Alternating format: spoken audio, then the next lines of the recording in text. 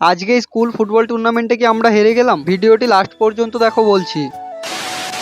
দেখো আমাদের এইদিকে মোটামুটি 10-12 দিন থেকে একটানা বৃষ্টি হচ্ছে, আর এই বৃষ্টির জন্য না পারছি ব্লগ শুট করতে আর না পারছি ব্লগ আপলোড করতে। যাই হোক, আজকের ওয়েদারটা তো অনেকটা ঠিকঠাকই আছে। আর এখন যাবো একটু আমাদের গ্রামের বল মাঠে, খেলার মাঠে এসে তো দেখি এখানে আমার বন্ধুরা সব ফোন নিয়ে ব্যস্ত। আজকে যেহেতু স্কুল থেকে ফুটবল খেলা আছে, তাই এখন বাড়ি যাচ্ছিলাম রেডি হয়ে আসার জন্য। এখন তো আমি খেলতে যাওয়ার জন্য রেডি হয়ে গেছি। আর তোমাদেরকে আমি একটা কথা আগে বলে দিই, আমাদের খেলাটি 7 সাইডে হবে। স্কুলে তো আমি চলে এসেছি, আর আমাদের এই রুমে আমরা সকলে মিলে এখন রেডি হব। খেলাটি যেহেতু খালি পায়ে হবে, তাই এখন প্যান্ট জার্সি পরে রেডি হয়ে গেছি। তারপর সকলে মিলে আমরা মাঠে আসার পর আমাদের খেলাটি কিছুক্ষণের মধ্যে স্টার্ট হয়ে গিয়েছিল। ফাইনালি গাইস, অনেক কষ্টের পর আজকে আমরা ম্যাচটা উইন হলাম। এখন দেখো 8 এবং 7 এর 9 সাইড খেলা চলছে। আমার এই বন্ধু লোকেশ যেহেতু 12 এ পড়ে, তাই এদের হারানোর পর একটু মজা নিচ্ছিলাম।